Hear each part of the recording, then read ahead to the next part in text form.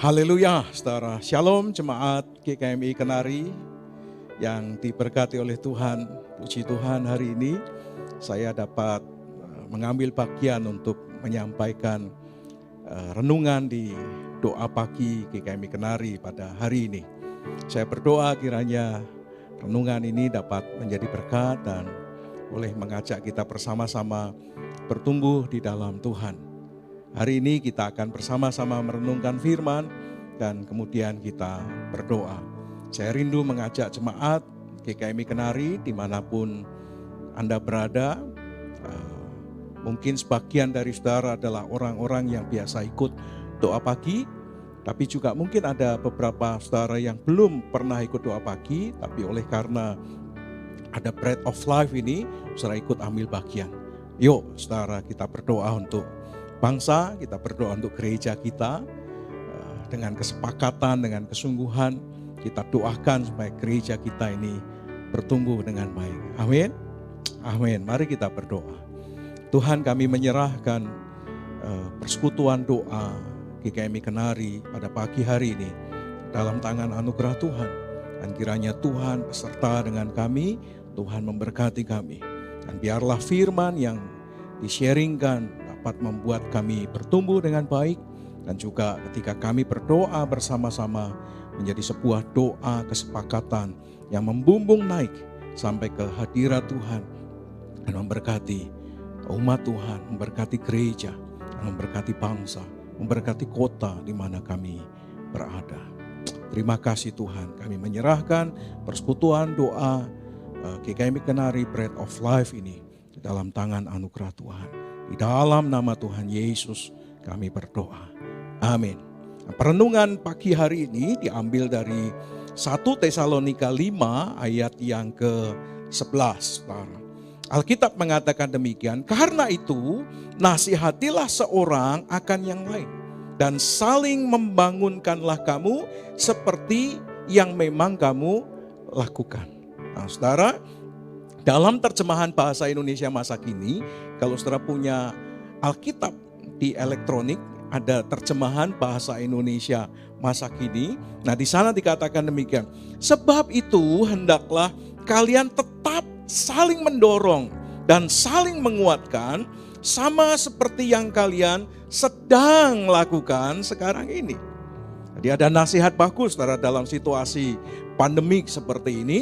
Untuk di antara kita itu saling mendorong, bukan menjatuhkan, tapi saling mendorong, saling menguatkan.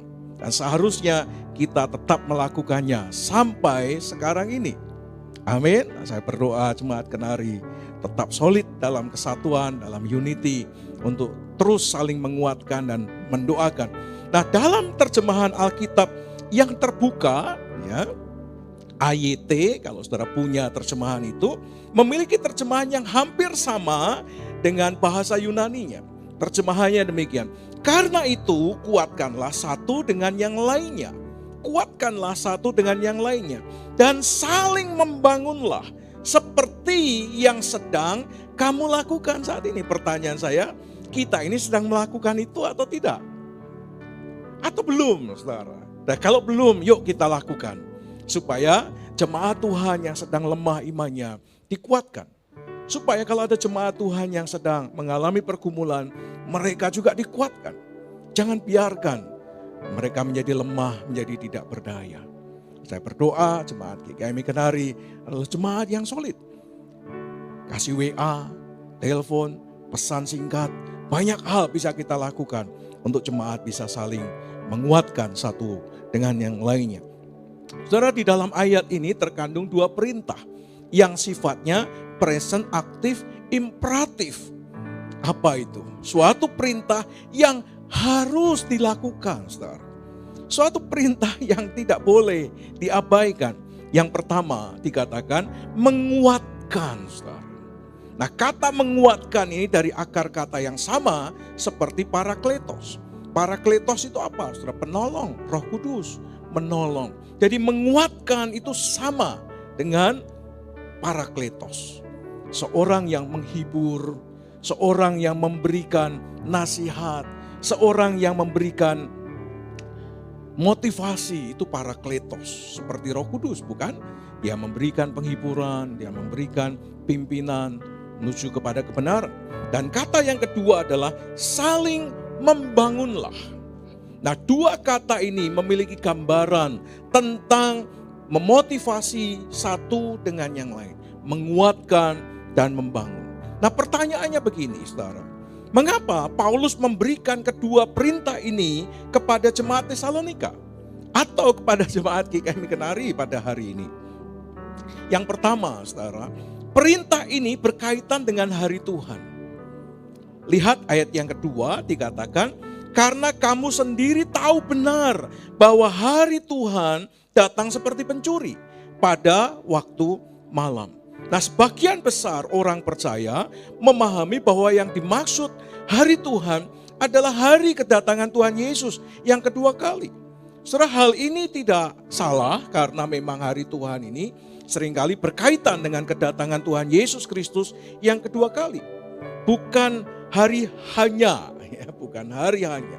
Karena hari Tuhan di sini tidak berbicara tentang 24 jam, tetapi tentang jangka waktu tertentu di mana kuasa Tuhan itu dinyatakan. Tidak hanya berbicara tentang 24 jam, tapi bicara tentang satu jangka waktu. Hari yang diberikan Tuhan kepada setiap kita. Lihat ayat yang ketiga dikatakan, hari Tuhan itu berbicara tentang hukuman yang dijatuhkan Tuhan menjelang akhir zaman. Jadi hari Tuhan bisa bicara tentang kedatangan Tuhan yang kedua kali, tetapi hari Tuhan itu juga bisa bicara tentang hukuman yang jatuh sebelum kedatangan Tuhan yang kedua kali. Nah, Nabi Yesaya mengatakan, sebab Tuhan semesta alam menetapkan suatu hari untuk menghukum semua manusia. Manusia yang bagaimana? Semua manusia yang congkak, semua manusia yang angkuh, serta menghukum semua orang yang meninggikan dirinya supaya direndahkan. Saudara, manusia yang sombong akan ditundukkan dan orang yang angkuh akan direndahkan. Sungguh, saudara, hari Tuhan datang dengan kebengisan, dengan gemas dan dengan murka yang menyala-nyala untuk membuat bumi menjadi sunyi sepi, untuk memunahkan daripadanya orang-orang yang berdosa. Kata Nabi Yesaya. Nabi Yeremia mengatakan yang berbeda. Hari itu adalah hari Tuhan Allah semesta alam. Hari pembalasan untuk melakukan pembalasan kepada para lawannya. Pedang akan makan sampai kenyang dan akan puas minum darah mereka.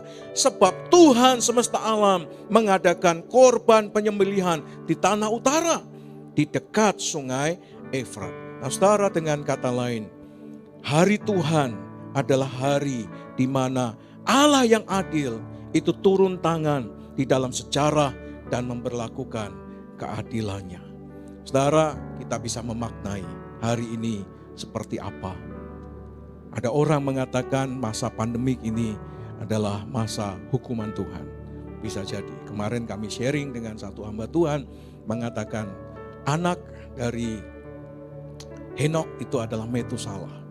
Nah, kata Metusalah itu berarti hari di mana Tuhan mengakhiri dunia. Metusalah. Dan menurut penghitungan, saudara, ketika Metusalah meninggal dunia, itulah saat di mana air bah itu tiba pada zaman Nuh, saudara. Metusalah mati, dunia terkena air bah. Hari ini ada begitu situasi yang sulit. Ada banyak orang tiba-tiba meninggal karena COVID-19. Tapi juga bukan karena COVID. Ada yang lain meninggal karena sesuatu yang lainnya. Kita tidak tahu. Tapi kita bisa memaknai apa tentang hari ini. Nah, saya berdoa kalau ini adalah hari Tuhan, saudara bisa bersama-sama, yuk kita kuatkan saudara, satu dengan yang lainnya. Supaya ketika hari Tuhan itu tiba, masing-masing kita tetap kuat dan bertahan sampai garis akhir. Amin. Yang kedua, saudara, perintah itu berkaitan dengan status jemaat Tesalonika sebagai anak-anak terang, saudara. statusnya sebagai anak-anak terang.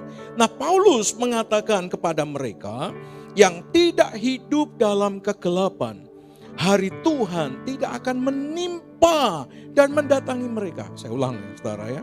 Mereka yang tidak hidup di dalam kegelapan, maka hari Tuhan tidak akan menimpa, tidak akan mendatangi mereka. Nah, alasan Paulus jelas, karena mereka adalah anak-anak terang, anak-anak siang. Saudara, itu sama seperti yang terjadi pada bangsa Israel. Ketika Tuhan berjalan di tanah Mesir, Tuhan menurunkan tulah. Tulah hanya terjadi di antara bangsa Mesir, tetapi tidak terjadi di tengah-tengah bangsa Israel. Ketika Tuhan menjalani, begitu banyak anak sulung bangsa Mesir meninggal, tapi tidak ada satupun anak sulung dari bangsa Israel yang meninggal. Saudara, terjadi ketika ada tanda apa saudara? Darah. Jikalau ada tanda darah di pintu, di tiang-tiang pintu, di jendela, di rumah itu, maka ketika Tuhan melewatinya, tidak ada hukuman atas orang itu. Tidak ada kematian di tengah-tengah keluarga itu. Tidak terkecuali anak Firaun pun meninggal. Karena tidak ada tanda darah. Saudara, kita ini punya tanda. Alkitab mengatakan, kamulah terang dunia. Kita adalah anak-anak terang. Kita adalah anak-anak siang. Dan sesungguhnya itulah yang dikatakan Paulus. Hukuman itu tidak datang kepada mereka. Nah, anak-anak siang adalah mereka yang sadar. Mereka yang wake up. Mereka yang bangun, saudara. Mereka yang berbaju sirahkan iman dan kasih. Mereka yang berketopongkan pengharapan dan keselamatan. Pertanyaannya, saudara anak-anak siang ataukah anak-anak malam? Saudara terang ataukah saudara hidup dalam kegelapan? Apa tandanya?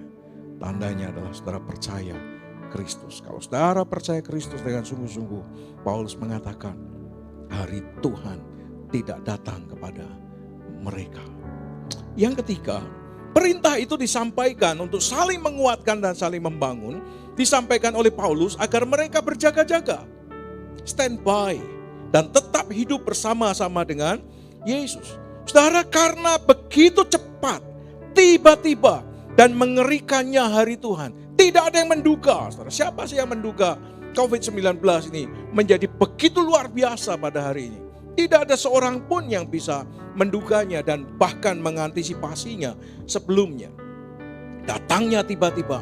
Maka dalam segala keadaan kita harus hidup bersama-sama dengan Tuhan Yesus Kristus.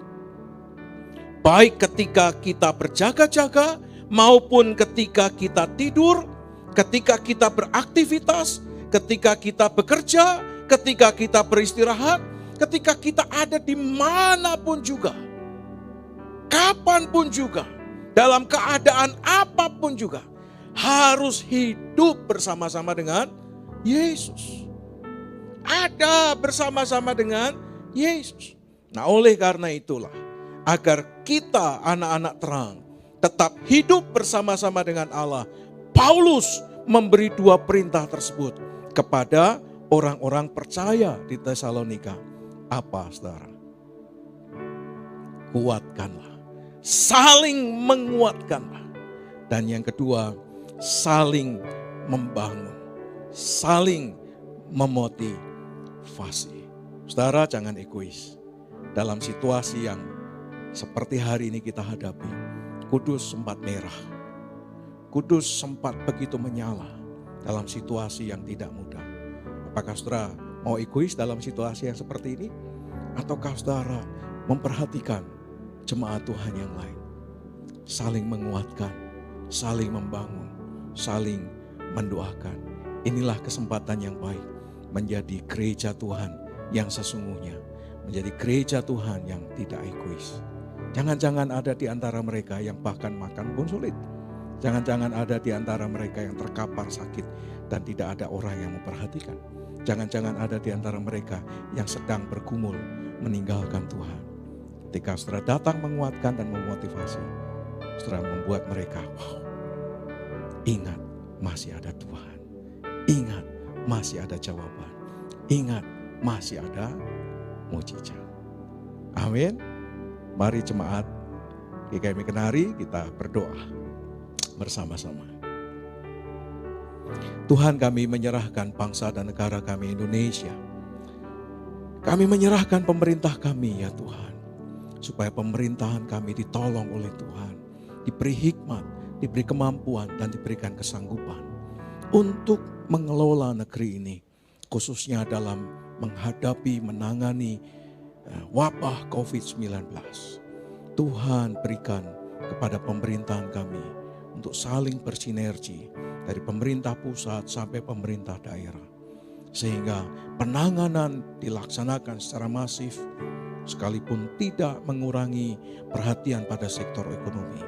Supaya dapat menekan laju pertumbuhan COVID-19 dan bahkan melenyapkan COVID-19. Kami butuh mujizat Tuhan untuk terjadinya pemulihan atas negeri ini. Demikian juga mampukan pemimpin kami untuk menangani sektor perekonomian supaya sektor perekonomian dapat ditangani dengan baik. Sehingga mereka yang sedang mengalami krisis, mereka juga tertolong dengan baik. Tuhan mampukan negeri ini keluar dari krisis atau bahkan mampu menghadapi resesi ekonomi yang begitu mengerikan dihadapi oleh banyak negara. Tuhan berikan kesatuan atas negeri ini supaya negeri ini tidak terpecah-pecah dalam situasi yang seperti ini, tidak saling menjatuhkan, tidak saling menyakiti, tapi bersama-sama bergandengan tangan menanganinya dengan lebih baik. Kami menyerahkan untuk jemaat GKMI Kenari ke dalam tangan anugerah Tuhan.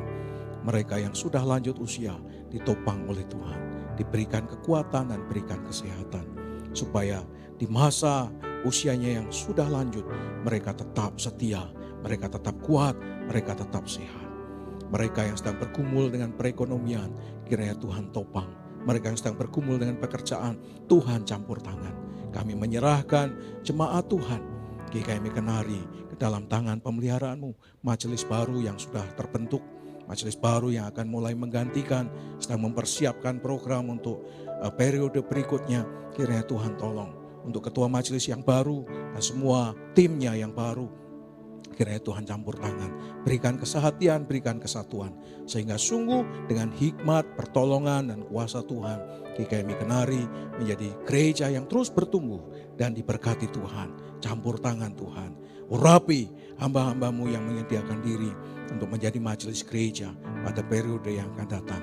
Supaya dengan pengurapan, hikmat dan kuasa Tuhan, gereja dilayani dengan lebih baik lagi. Dan juga menyerahkan untuk sekolah yang dikerjakan, mungkin dilaksanakan secara online.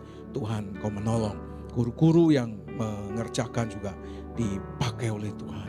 Sungguh sekolah ini hadir untuk kemuliaan nama-Mu. Cukupkan semua kebutuhan. Tuhan memberkati. Engkau memberkati juga cabang Margorejo, Pak Yusuf yang melayani sana. Tuhan juga tolong. Hikmat Tuhan menyertai. Dan juga pertumbuhan gereja di sana bertumbuh dengan lebih baik. Dalam situasi yang seperti ini, Tuhan campur tangan. Pakai hamba-Mu Pak Yusuf untuk mengembalakan umat-Mu di sana. Demikian juga Engkau memberkati Pak Andi sebagai gembala jemaat di Kenari. Berikan hikmat, berikan kesanggupan dan kuasa Tuhan dan pimpinan untuk menggembalakan umat-Mu dengan baik di GKMI Kenari. Terima kasih Tuhan, kami bersyukur menyerahkan GKMI Kenari untuk ibadah besok pagi ke dalam tangan anugerah Tuhan. Kau memberkati semua hamba-hamba-Mu yang mengambil bagian dalam pelayanan, hamba-Mu yang menyampaikan firman, dan umat Tuhan yang hadir juga kiranya diproteksi oleh Tuhan dan disertai oleh Tuhan. Tidak ada di antara kami yang sakit, tidak ada di antara kami yang mengalami persoalan dan gangguan oleh karena wabah yang ada. Kami semuanya duduk dalam lindungan yang maha tinggi, dalam naungan yang maha kuasa. Ada di dalam penyertaan Tuhan yang sempurna. Kami menyerahkan Kota Kudus, kiranya Kota Kudus juga diberkati Tuhan. Campur tangan Tuhan. Ada banyak penanganan yang masif dilakukan oleh pemerintah daerah di Kota Kudus, supaya warga juga tetap standby, berjaga-jaga, melakukan apa yang diterapkan oleh pemerintah, supaya laju pertumbuhan COVID di Kota Kudus juga boleh semakin lama, semakin minim dan bahkan zero enemy, zero COVID. Kami memberkati Kota Kudus, dan diberkati oleh Tuhan. Terima kasih Tuhan, kami mengucap syukur. Terpujilah nama-Mu kekal selama-lamanya. Kami menyerahkan seluruh doa kami ini hanya di dalam nama Tuhan Yesus Kristus yang telah mengajarkan kepada kami berdoa.